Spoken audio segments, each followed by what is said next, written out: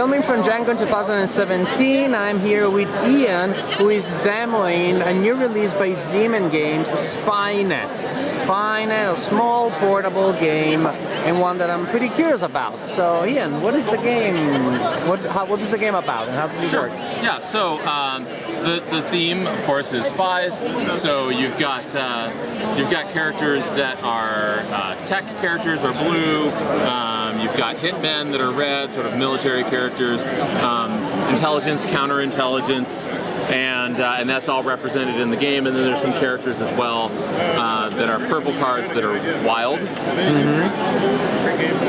And so the basic two types of cards in the game are agents, which have the black numbers at the top, and then you've got missions. So missions have stars on the side. This is how you ultimately score in the game.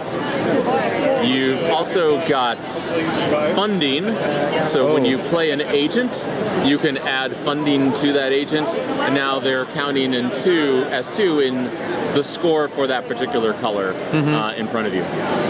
The objective is, again, to earn these points through the stars, but the way you get those is if on your turn you from your hand play an agent and then add funding to it, in this case you now have a total of 2 showing under green.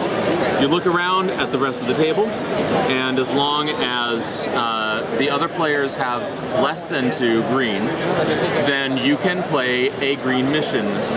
It goes face down on the opposite side of the bar here, and essentially that means you've now scored those points. So at the end of the game, you take a look at how many points total you have.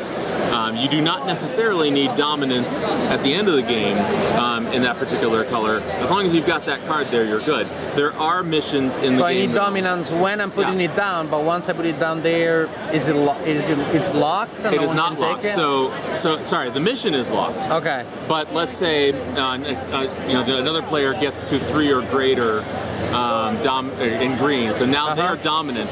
That doesn't affect the mission that you've played. You're now in good shape.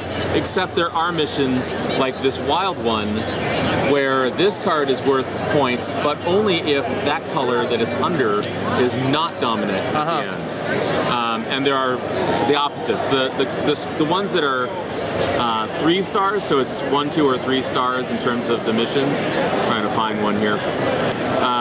Those are there's a 2-star one. So on a 3-star one, it says at the bottom, you must be dominant in that color at the end of the game in order to score those points. Otherwise, it's worth 0. So although once they're there, they don't move, still the relative value may change based on the shifting value on the other side of the bar. Exactly. How many cards do you have in your hand? So there's no hand limit. You start the game with 1, and then you get additional cards by drawing them. So on your turn, you essentially can only do 2 things. You can play, which means you can play 1 agent, unless there's special card effects that allow you to play more than 1 agent. And then you can play a mission, just 1, on every color that you are dominant in on that particular turn. So you do not have to play an agent.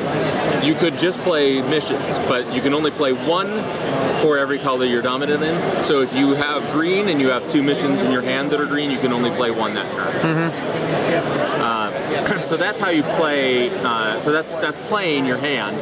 But you can also, on your turn, instead draw cards into your hand. And the setup of the game is like so.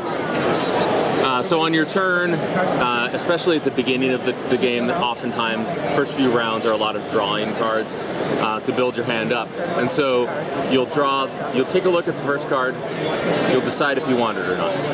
If you set it back and move and look at this one, you can't come back and say, I'm going to take that one after all. You move on to this one, take a look, no, I don't want that one. You take a look at this one, you decide whether or not you're going to want that one. If you don't want any of these, your last object is you just take one off the top random, and that's your hand. And then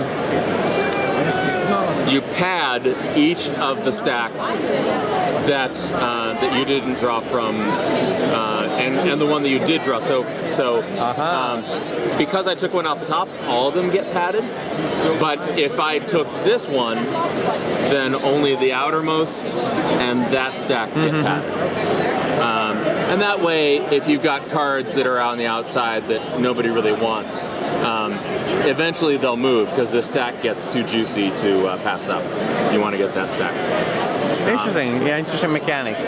They typically get 4 or 5 is about the limit before. Yeah, that's just worth it. I'm gonna have to take that stack. And when does the game end? Like when the deck is runs out? Or? Once the deck is done. So when the last card gets padded or comes into somebody's hand, then everybody gets one more turn after that. Caveat, this is how it was taught to me at 2 o'clock this afternoon. So check the rules to verify anything that I'm saying, but that is my understanding. It makes sense. It makes sense to me. Thank you, Ian, for this introduction to Spynet, a new release by Zeman Games for Gen Con 2017. Great. Thank you. Thanks.